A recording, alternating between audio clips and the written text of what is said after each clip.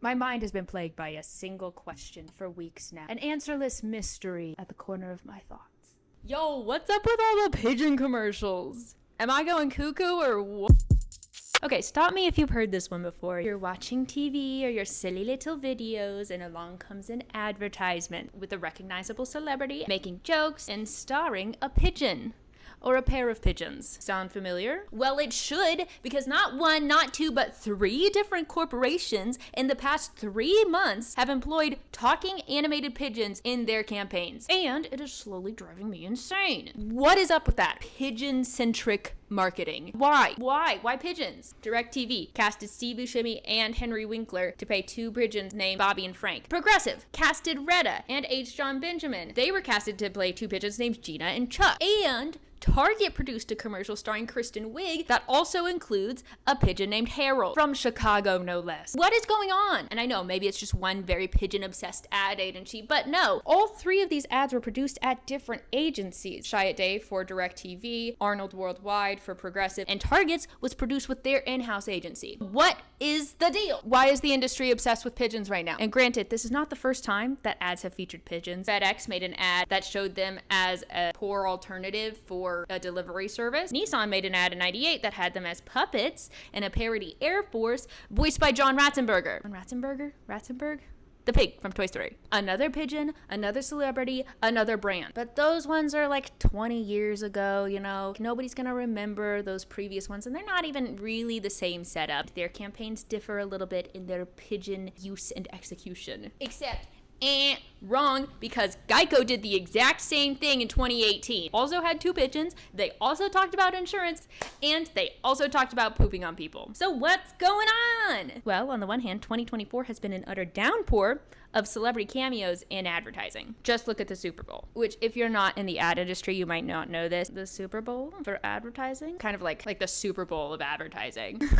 Anyway, the Super Bowl. Every other TV spot had a famous person attached to it in some way or another. Singing, dancing, making funny little jokes, reprising whatever beloved role they were made famous for. Editing Amanda here, watching footage to find some B-roll. Literally every single Super Bowl ad, except for 2 of them, had some sort of celebrity cameo in it. Yes, indeed. It seemed like anybody who was anybody wanted a little piece of that 2024 advertising pie. And why is it that the 2024 Super Bowl looks so much like an issue of People magazine? Well, I would say that is because everybody was broke. Why, you ask? Dun, dun, dun, dun. The SAG-AFTRA writers' strike. Nobody's been working for 5 months. My theory is that everyone in the industry was a little bit more strapped for cash than normal. Even the Hollywood elite are looking for a quick buck. They're willing to take faster, more atypical, more lowbrow gigs. That's right, everybody in Hollywood is broke because they haven't worked for 5 months. So what are they gonna do? They're willing to make a quick buck. What do I mean? In general, commercial shoots, even the Super Bowl ones, tend to be some of the fastest turnarounds in the industry. Most commercial shoots only last a day, maybe 3 max. And they are infamous for paying exorbitantly well. It's like a mutually beneficial setup. The agency doesn't have to work as hard in order to gain goodwill with the public because they can lean on that positive public image that the celebrity already has. And the star gets a fat check after a short day of work. So people love 30 Rock, and by employing the entire cast, Booking.com is already victorious and part of the battle for winning you over. Plus, they're trying to appeal to as many demographics as possible, so they cram in as many recognizable faces as they can. That's why you have 80s celebs alongside millennial darlings. First, I had cable, but those cords, they weren't me. Let's get Aquaman and the guys from Scrubs together. You know what? They've got enough charm to really keep it going. Okay, but the lady from the 80s wants to direct. Whatever, do it. We'll make it obvious that we're the good guys by employing a female director. Thus, a perfect storm for celebrity cameos with varying degrees of relevance and success. You got Adam Scott for Tax Act. That makes sense given his typecasting both in Parks and Rec and in Severance. Yeah, sure, that track. You got Mr. T for The Missing T in Skechers. That one maybe not so much. Maybe not as relevant. You get him in the studio, you get him on set for a day, they go home happy, you've got a great commercial on your hands. And as non-taxing as a commercial shoot would be, an animated shoot would be even less so, at least for the voice actors. Animation is vastly more difficult from a production standpoint, obviously. But for the actor, you get to spend half a day in a comfy recording studio where you could show up in socks. Oof, gotta be the dream for aging celebrities like Henry Winkler and Steve Buscemi. And so, for grandpas, bless them, for grandpas who just want to be cozy, you got old dudes who are tired but still want to get paid, and they want to do it quick. What do? They're gonna voice an animal in a commercial. So, that explains the animated part and the celebrity part, but still the question remains, why pigeons? Is it mayhaps an instance of parallel thinking, a la the common trend of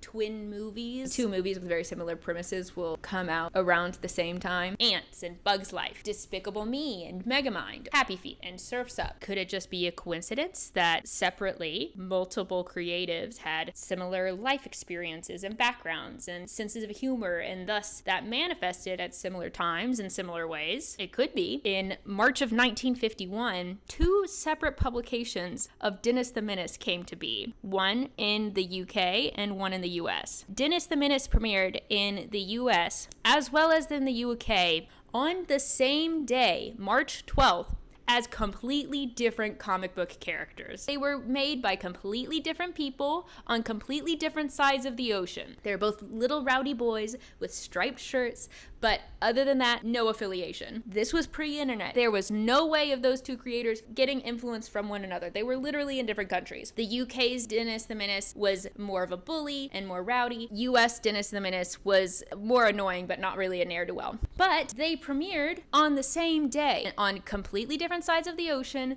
with completely different companies and completely different circumstances. So maybe this is just an instance of that. Maybe it's just a weird coincidence that everyone's thinking about pigeons lately and trying to bring them to life.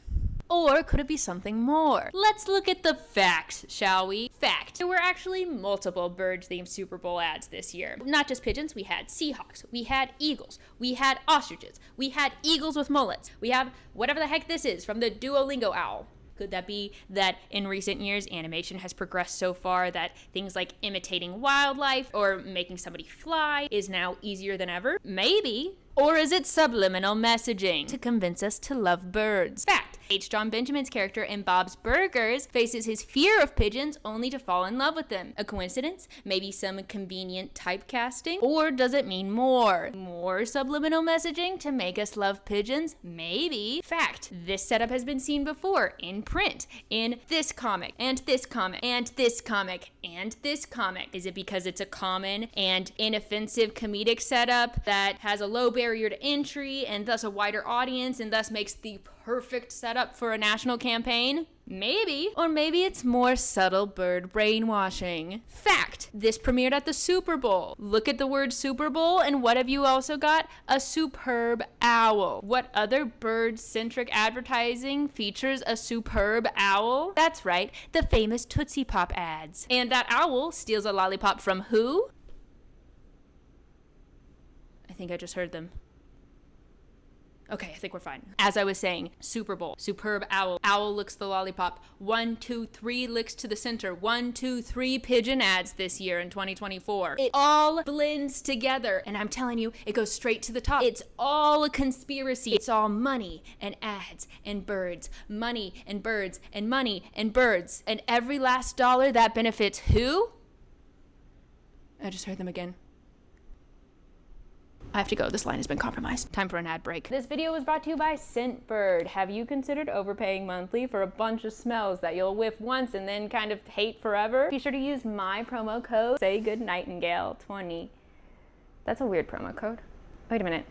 My channel's definitely not big enough for brand deals. Money and ads and birds. Money and birds and money and birds and birds and money and birds and birds. Centbird, try all the smells that other people didn't want either.